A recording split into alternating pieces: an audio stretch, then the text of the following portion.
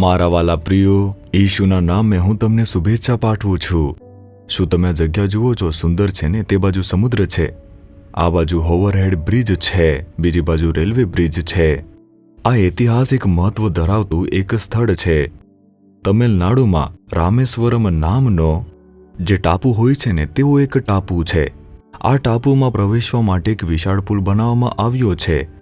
British શાસન દરમિયાન અહીંનો જે રેલવે બ્રિજ છે તેને બનાવવામાં આવ્યો હતો અને તાજેતરમાં તેનું નવીનીકરણ કરીને એક નવી રેલવે લાઇન બનાવવામાં આવી છે. તમે મારી પાછળ તે જુઓ છો. તે તાજેતરમાં ફરીથી ખોલવામાં આવ્યું હતું અને તેઓ તેને પમ્બન બ્રિજ એમ કહે છે. ભારતની અંદર દક્ષિણ છેડે આ એક મહત્વપૂર્ણ સ્થળ છે. ઘણા બધા લોકો તેઓ માછીમારો છે. તેઓ અહીં માછીમારીનો વ્યવસાય કરે છે, તે તેમની આજીવિકા છે. આપણા ભારત દેશમાં પહેલા ભૂતપૂર્વ રાષ્ટ્રપતિ તે ડોક્ટર એપીજે અબ્દુલ કલામ હતા અને તેમનો જન્મ અને ઉછેર અહીં જ થયો હતો, રામેશ્વરમમાં. તેથી આ એક મહત્વપૂર્ણ એવું સ્થળ છે અને અહીંથી તમારી સાથે વાત કરવાનો મને આનંદ થાય છે. પ્રભુ આજે શું કહે છે, શું તમે તે જાણો છો? પહેલો પિતર તેનો 4થો અધ્યાય અને તેની 7મી કલમ. તમે સંયમી થાઓ અને સાવધ રહીને પ્રાર્થના કરો. લોકો કહે છે ને, આ કાર્યમાં તમે સાવધ રહો અથવા તો જાગૃત રહો. એનો અર્થ શું છે? જ્યારે તમે આ માર્ગ પર ચાલો છો ત્યારે તમે સાવધ રહો, ત્યારે તમે ધ્યાન રાખો. તમારે જાગૃત રહેવું જોઈએ અને બેદરકાર રહેવું ન જોઈએ. ઉદાસી ન બનો, એવો તેનો અર્થ છે. તેથી પ્રભુ કહે છે, તમારી પ્રાર્થનામાં સાવધ રહો. શા માટે જાણો છો? કેમ કે સર્વનો અંત પાસે આવ્યો છે. આપણે દુનિયાના અંતમાં પહોંચી જવાના છીએ. પ્રભુના પુનરાગમનનો સમય પાસે છે. આ દુનિયા ટૂંક સમયમાં સમાપ્ત થવા જઈ રહી છે અને એક નવું સ્વર્ગ અને પૃથ્વી બનાવવામાં આવશે.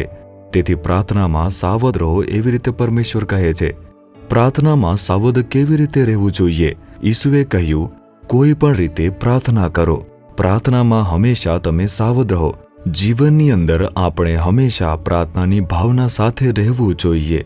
સવારે ઉઠીને પ્રાર્થના કરો, સાંજે પણ પ્રાર્થના કરો, રાત્રે પણ પ્રાર્થના કરો. જ્યારે તક મળે ત્યારે પ્રાર્થના કરો. જ્યારે હું પ્રાર્થના કહું છું ત્યારે એવું ન વિચારો કે તમારે ઘૂંટણીએ પડીને જ પ્રાર્થના કરવી જોઈએ. પ્રાર્થના કરવાનો આ એકમાત્ર જ રસ્તો નથી. આંખ ખોલીને પણ પ્રાર્થના કરી શકાય. પ્રાર્થનામાં આપણે સંયમીને સાવધ રહેવું જોઈએ. પ્રાર્થનાને આપણે મહત્વ આપવું જોઈએ અને કાળજીપૂર્વક પ્રાર્થના કરવી જોઈએ. તેનો અર્થ આ છે, તમે દિવસમાં કેટલો સમય પ્રાર્થના કરો છો? તમારા પ્રાર્થના જીવન વિશે તમે વિચાર કરો. શું કેવળ આશીર્વાદ મેળવવા પ્રાર્થના કરો છો? મને સારી વસ્તુ જોઈએ છે, ચમત્કાર જોઈએ છે, શું આવી રીતે જ પ્રાર્થના કરો છો? તે એક સ્વાર્થી પ્રાર્થના છે. તમારે કેવળ પોતા માટે જ પ્રાર્થના ન કરવી જોઈએ, તે બદલે રાષ્ટ્ર માટે પ્રાર્થના કરો, આત્માઓના ઉદ્ધાર માટે પણ પ્રાર્થના કરો, સત્તામાં રહેલા લોકો માટે પ્રાર્થના કરો. આપણે આપણી આસપાસ શું થઈ રહ્યું છે તે જોવું જોઈએ અને દુષ્ટતા દૂર થાય તે માટે પ્રાર્થના કરવી જોઈએ. પ્રભુનું શાસન થાય તે માટે પ્રાર્થના કરો. આપણે પ્રાર્થનામાં સંયમી અને સાવધ રહેવું જોઈએ. એવું છે ને, પ્રતિબદ્ધ થશો ને, હે પ્રભુ, બધી જ બાબતોનો અંત નજીક છે અને હું પ્રાર્થનામાં સાવધ રહેવા માટે પ્રતિબદ્ધ થાઉં છું. મને પ્રાર્થનાની ભાવના આપો. મને હંમેશા પ્રાર્થના કરતા રહેવા દો. હું જે બાબત માટે પ્રાર્થના કરું છું તેમાં આજે મને પરિવર્તન જોવા દો. મારા કાર્યસ્થળમાં, વ્યવસાયના સ્થળે, મારા પડોશની અંદર એક આધ્યાત્મિક પરિવર્તન આવી જાય. પ્રાર્થના કરું છું દેશમાં સારી વસ્તુઓ થાય. હું ઈશુના નામે એ જ માટે પ્રાર્થના કરું છું પિતા. આમેન, આમેન. જીસસ રીડીમ્સ ગુજરાતી યુટ્યુબ ચેનલને સબસ્ક્રાઇબ કરો. દરેક નવા કાર્યક્રમની માહિતી મેળવવા માટે બેલ આઇકન પર ક્લિક કરો.